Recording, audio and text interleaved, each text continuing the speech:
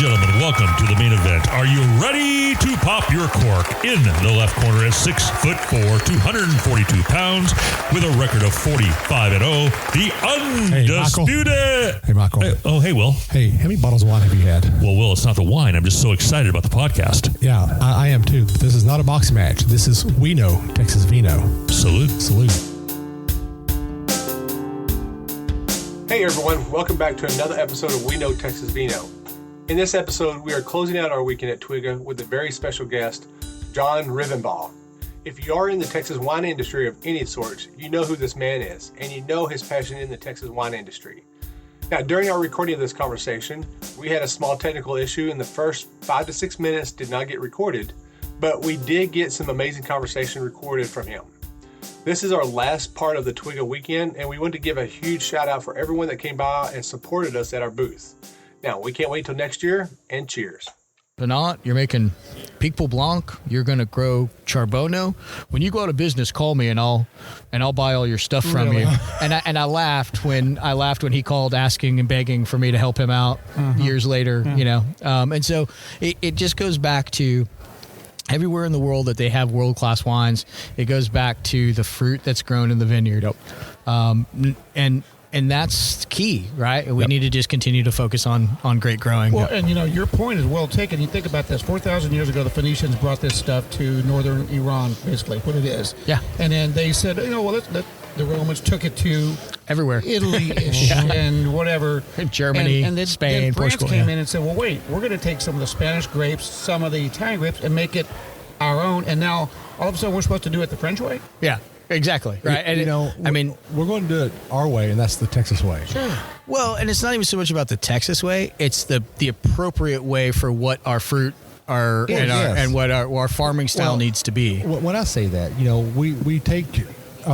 What I like to do, I'm going to say it for myself, okay, from my standpoint, I like to take little hints from everybody to understand what they do it, how they do it, and then what I'm going to do is I'm going to take what they do and I'm going to formulate it to my standards, what I do for what my environment says, because my environment dictates what I'm going to do. Of course, yeah, absolutely. That's that's perfect. That's exactly right. So I agree with you. Well said, my friend. Yeah, that's you can't get much more perfect than that in that regard. Yeah, it just goes back to.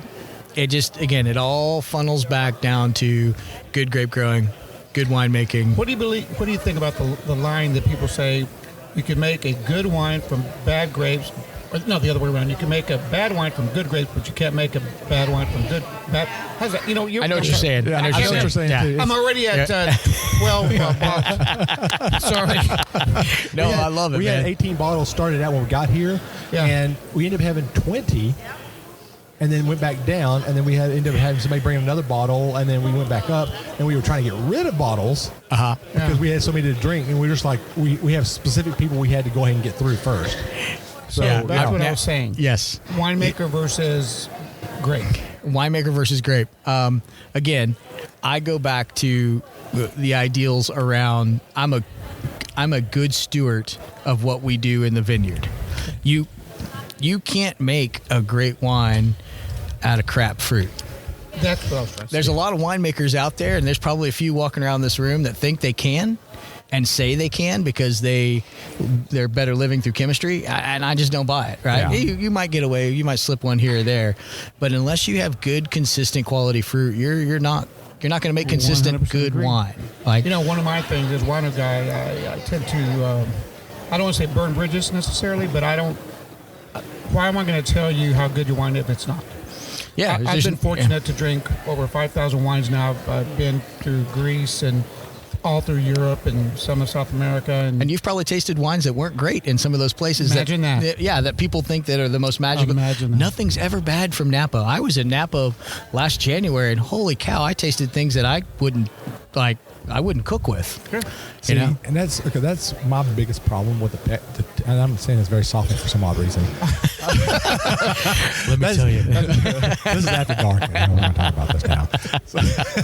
So that's probably my biggest problem that I have with people who are like hardcore California wine that are like, I hate Texas wine. I hate Texas wine because they're either it's too sweet for me. Sweet. Yeah, and that's actually the biggest thing I hear is too sweet. And then I'm like, are you sure it's sweet or is it fruit forward? And then when I say that, they look at me like I've completely shot their dog. Yeah. Or are you tasting things that are pedestrian and not necessarily the things that are out there that aren't, right? Like, I mean, they might just be tasting things that they don't know, right? Yeah.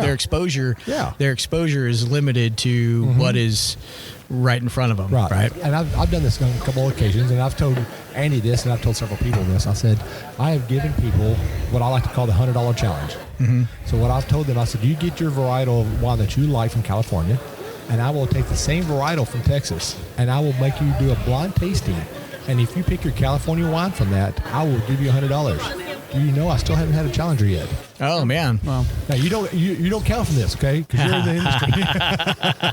I've wanted to do the. Do you guys remember the old like Folgers ads back in the day, where you were like they pulled back the thing and they're like, oh, that's Folgers. I've wanted to find a restaurant that would let me do that with Texas wine. So if you guys know anybody who wants to do a really cool filming where people are having dinner and we serve them a wine and they love it, and then we pull back the thing and it's a Texas wine from XYZ producer, that would be a fun thing to do. Let's talk. Okay. Yeah. I have an idea too. Let's talk, because we are trying to do a little fundraising for ourselves. Okay. And so we're trying to get more funding so we can actually go around more in Texas and stuff like that. Yeah. So let's talk about that. Okay. I will definitely be anything that proves to people that Texas wine can outdo any California wine any day of the week. I'm on board. Yeah.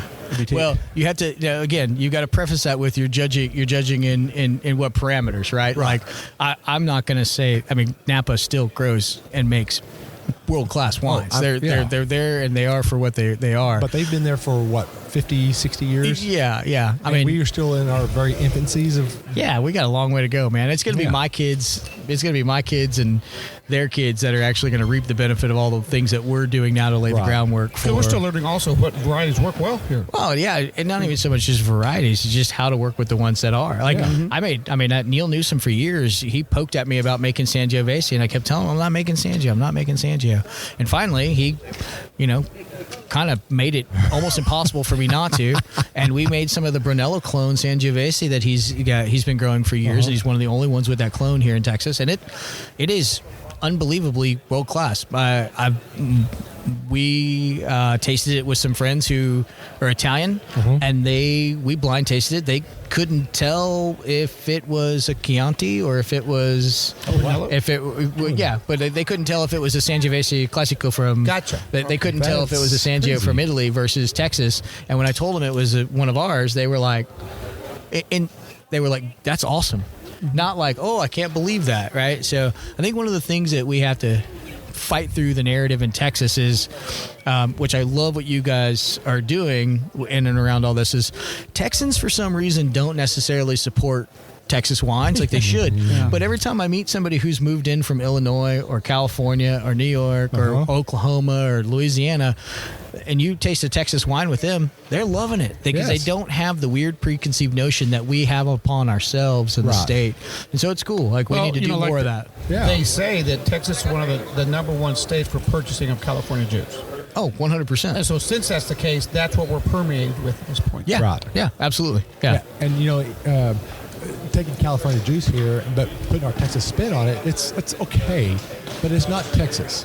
Well, it's not. I mean, and I would be remiss, like, as the president of Texas Wine Growers, the only organization dedicated to 100% Texas wine, 100% authenticity and terroir and sense of place, that, the fact that we still do that when we've got people that have spent decades of their lives growing fantastic fruit. Yep. It's a little bit of a travesty as far as I'm concerned, right? And it makes me sad. And then I won't say on top of all this, not just California.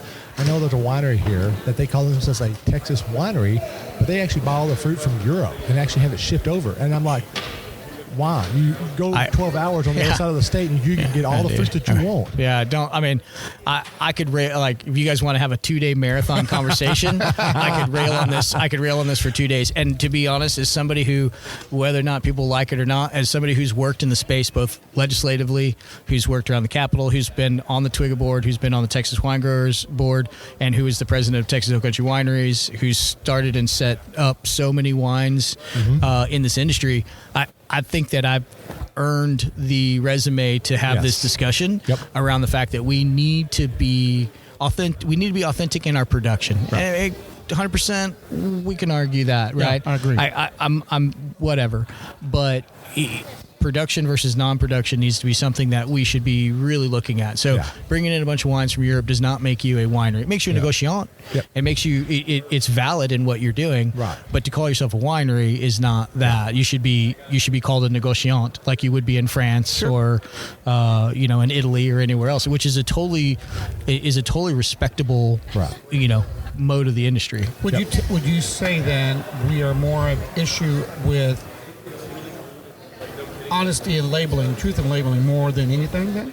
Well, I think we did a great job with the labeling bill that was done a couple of years ago. We now have, if it just says Texas on a bottle, that pretty much indicates that you've got 75% allowability. If you've got AVA, vineyard designate, or county designate, or state, that wine must be 100% Texas. So I think we've come light years in that regard. Okay. And you're well traveled, right? You wouldn't go to you wouldn't have a Tokai that has a bunch of unless you're in Hungary. Right, and it sure as heck wouldn't have Georgian wine in it. Mm-hmm. They couldn't call it Tokai. And so I would never. Champagne is another perfect example. Champagne is another perfect example. I would never advocate for that level of restriction, but for goodness sakes, if somebody picks up a bottle of Texas wine, I feel, this is my John Rivenburgh's personal feelings, right? This is not anybody else's, this is mine. I feel like, and I have for a very long time, that if you pick up a bottle of wine and it says Texas on it, it should probably be from Texas. I agree. That's just my. Now, here's the one thing I'm going to say about that, and I agree with you 100%. Don't take what I'm about to say against that. But if you say that and you do 100 and make them say, okay, if you're going to call yourself a Texas winery, you have to use 100% Texas fruit. You know how many wineries are not going to buy Texas fruit probably after that? Well, that's a silly argument, to be honest with you. But it's a silly argument. If you want to put it on the bottle and you care much about Texas fruit and Texas wine, and Texas growers, in actuality, if you had, and now after this labeling law comes in effect after September 2022, there was a label law passed in the last session based around 100% Texas being on the label.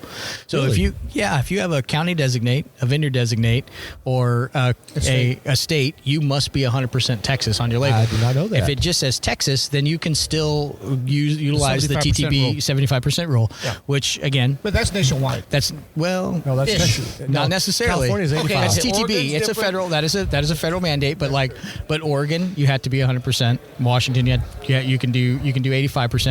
California, certain designates to California must be 100%, right? Yep. So, look, and I'm not. We can spend hours on this, like you said. This is a great conversation. And you guys. You poked the line. You poked the line. Y'all want to get into the meat and potatoes of the dinner? We do want to, but maybe not this minute. But no, of course. But so the point, to my point, I have zero problem with people who want to make wines from other regions and produce and highlight the fact that they're doing that. My good friend Ron Yates makes an absolutely beautiful wine from the Bacalupe vineyard, Pinot Noir, and I think it's pt2 also. I could be wrong about that, but he highlights exactly what he's doing.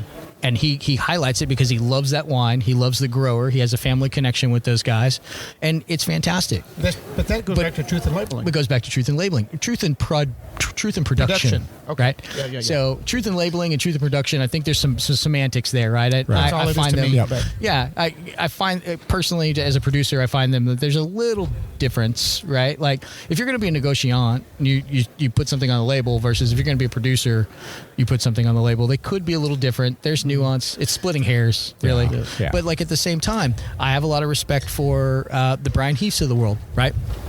Counter the argument. Brian has built a beautiful, beautiful property. He's built beautiful wines. He's got one of the most enticing brands in the state, right, to visit. Yep. He's also making some beautiful wines out of Paso Robles, but he's putting it out there, right? So what's the label say? I'm pretty sure it's their Heath family. It's the Heath brand. Family? Yeah, it says Paso. I'm pretty sure he's got it.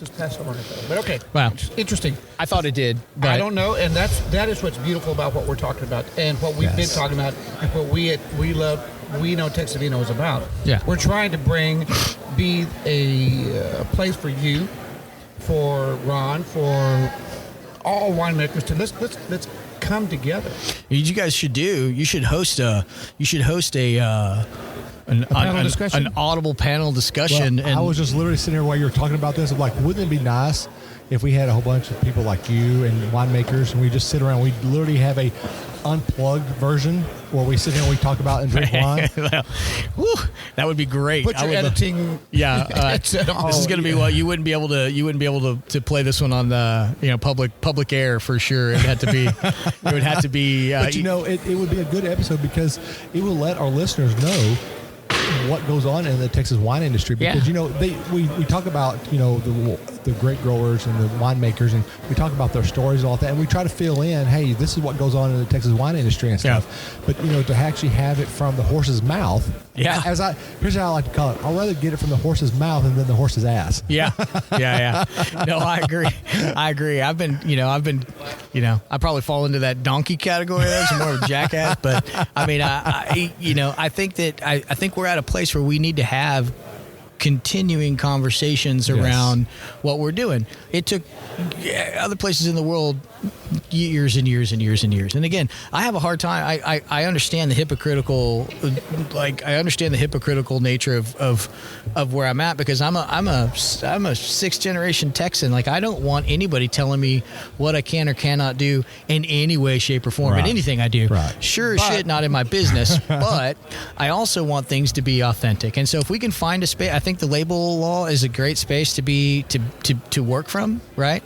I think, there's not even any reason right now to advocate or work towards anything else. I think that label law is what it is, right? I think we should be focusing on things like supporting our growers, developing more education, developing more understanding and education around like what is quality, right? Not what the Napa Valley tells us what quality should be, but what Texas producers have highlighted as what is quality, right? So you guys are doing a great job highlighting, like, hey, this is great. I don't know where the hell it came from. This is a really good wine.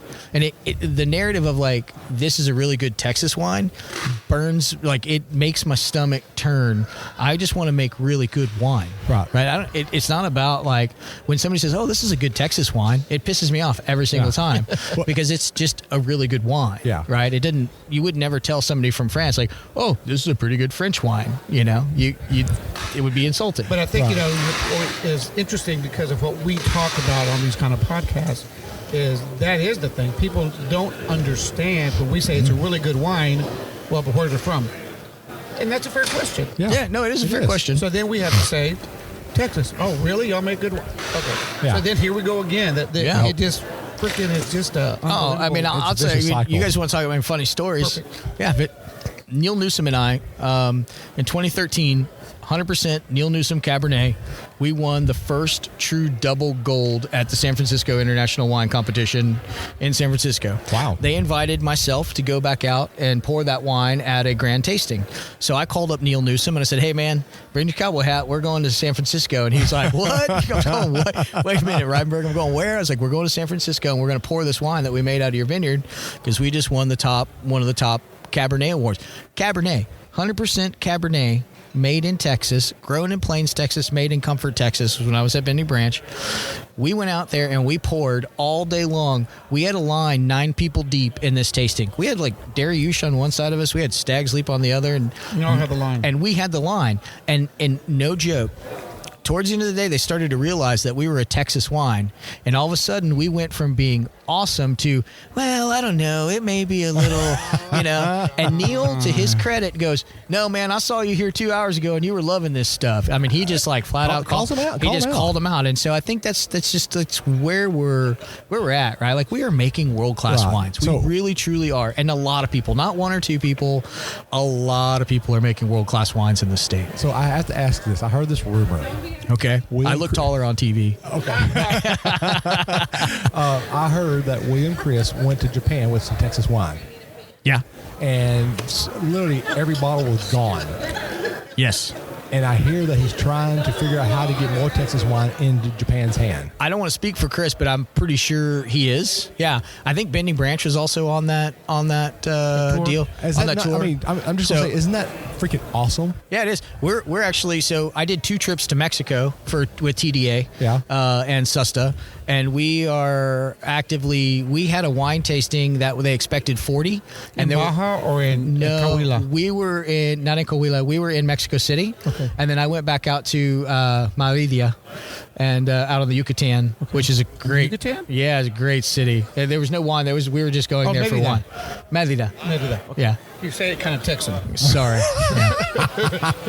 I'm Mexican. I mean, hey, we are Mexican. I'm not Mexican. We're Texan. Yeah. Well, my family's been here. My family's been here so long. We're actually Mexican. So it's okay. Mucho gusto, señor. Mucho gusto, mi amigo. Yeah. But back to you were saying. Yeah, back to what I was saying is working with Mexico. There's a ton of producers that are interested in what we're doing. William Chris was on that trip with us. I was down there representing TDA. William Chris's wine company, Joe Burns, that works for him, was down there with us, and Andrew Sides for Lost Draw was there, and we knocked it out of the freaking park. So they did it in Japan, we did it again in Mexico, and then Chris, myself, and I apologize, I don't know everybody that's going on this trip. I should know this, but myself, Chris Brundrett, James Smith from Chateau Wright, and I think there's 1 or 2 other producers that are going. We're going to Pro Wine to pour in Germany in 2 weeks. Yeah, to pour wines for Texas.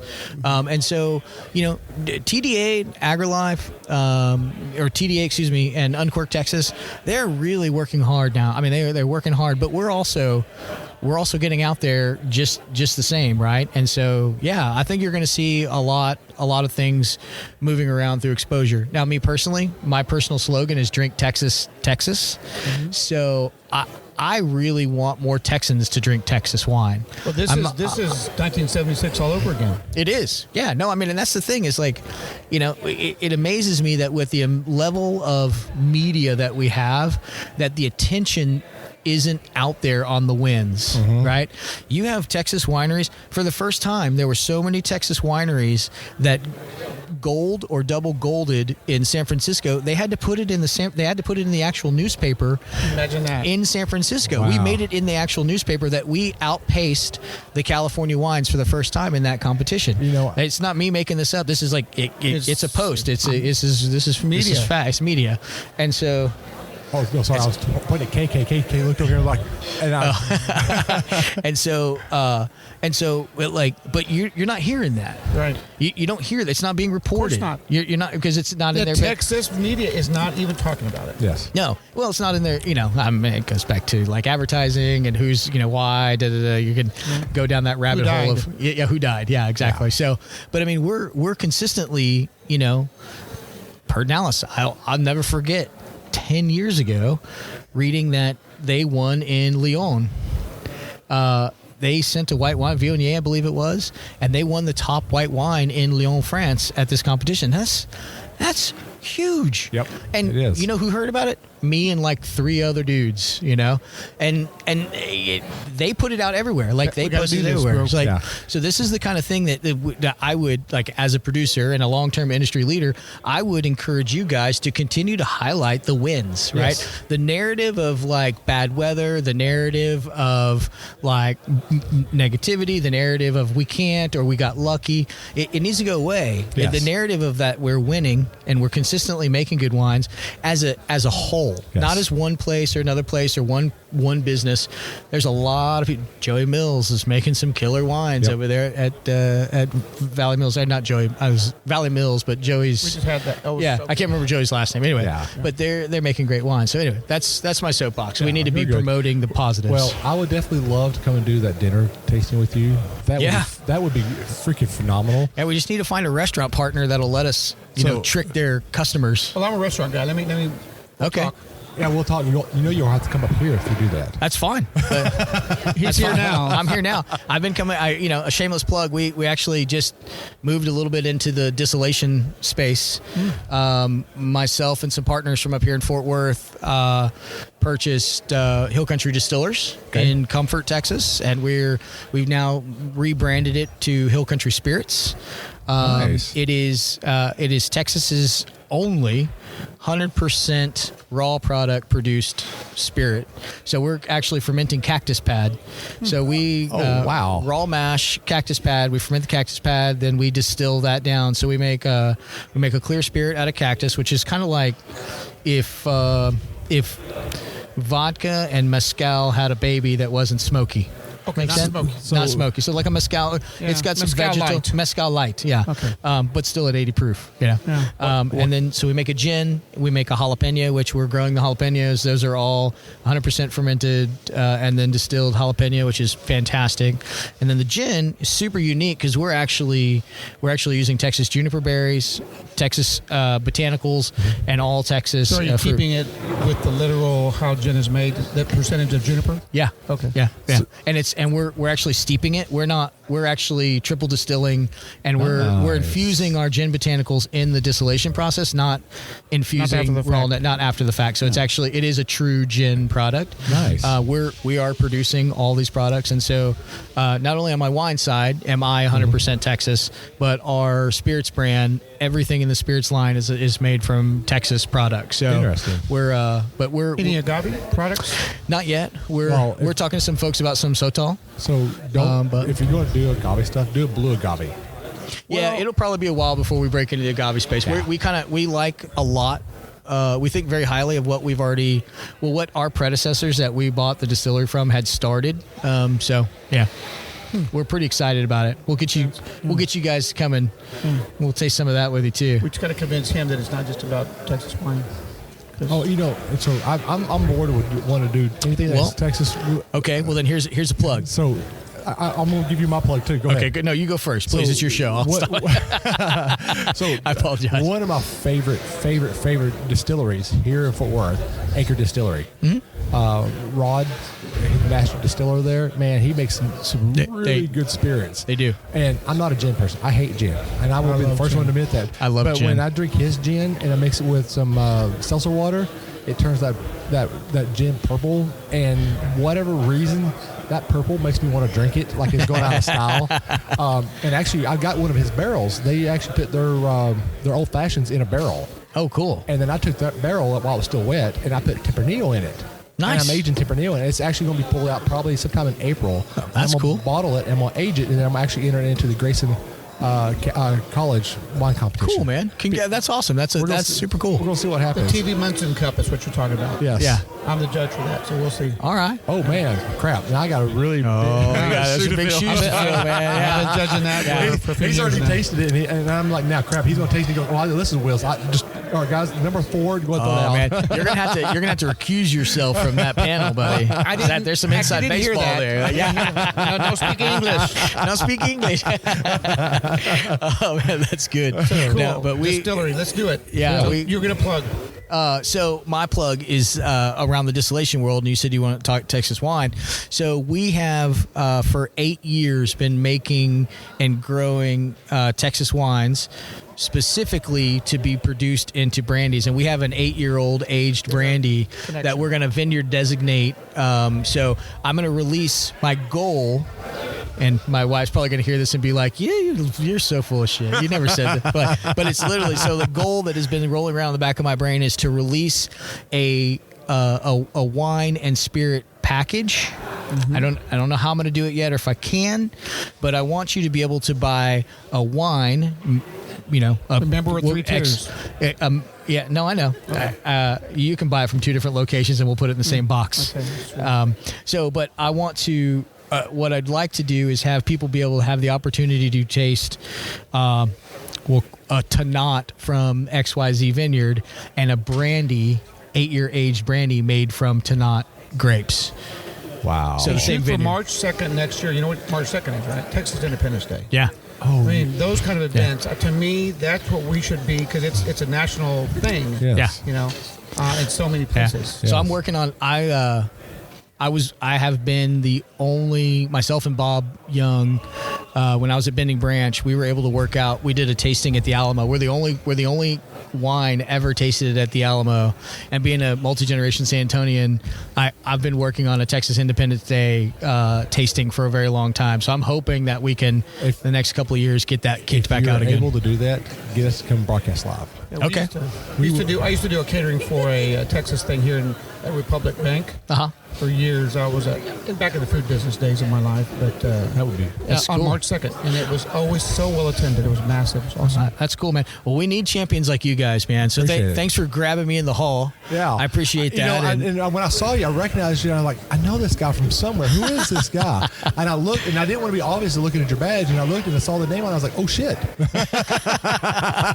Well, I'm glad I can still sneak Yes. in, dude. I'm glad I can still sneak in. Yeah, I so much for appreciate being it. here. We really Hey, John, appreciate we you. really appreciate what you do for the wine industry and what Thanks. you advocate. And again, you know our avocation. That's what we want. And you Yeah. guys can sit on the phone many hours talking about this stuff, Oh, yeah. especially when I was driving back from Oklahoma.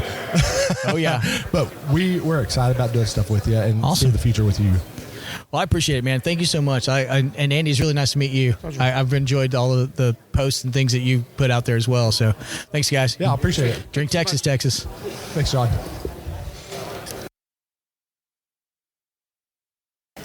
So, Andy. Yes, we're live check, right check. now. Okay, No, I don't didn't- even do that. We're already live. Oh, my goodness. So, Andy. Are we sure we're alive? We are now alive. No. Okay. Andy, it has been 2 days. Yeah, we did a 3-day, but the Thursday doesn't count really because we were Saturday night. Except that we were drinking. Yeah, we were drinking. But so, you know, Michael always says, you know, what's your takeaway, you know, from this? But, you know, I think I want to say this. This was a really, really, really good event for us. And I'm not just saying as a podcast, but just to get to really know the people who's who in the wine industry. We've got to talk to some really, really great people. And there were some people that we didn't get a chance to because people want to talk to them just as much as we do. And Yes. so we didn't get to talk to them. But what came out of this was a lot of good friendships, a lot of relationships, and a lot of good wine. Again, good Texas wine. Yes, most definitely, 100%. You know, and I'm going to do this. I haven't done it yet, but I'm going to close with some quotes here, but I haven't found any yet. So everybody go ahead and give me just a moment while we figure this Well, out. you know what? Since we're going to do quotes, I have one of my favorite quotes. And I think when we were sitting back out there in Edge of the Lake the other night, you know, I had mentioned a couple of quotes, and I think that wine, the thing about wine for me, and you just said it, what Michael would say, or as I like to call him, Michelle, what Michelle would say is the takeaways of life, and you know, gosh, I'm stuck with, I'm never at a loss for words. But today was so humbling. Oh my gosh! John and talking to Krista and Chris together, Yep. Bob listening. and Amit. Oh my Amit. gosh! Yes, it is amazing. So here's one. A good glass of wine has a lengthy, more lingering aftertaste. The exception are the patio pounders. Who said that? I did. Yes. and I'm going to end it. We're going to end this podcast with this quote. Okay. All of the reasons people flock to Texas can now add wine to that list. And he's correct because Fredericksburg is the number 2 wine destination in the country. Yep.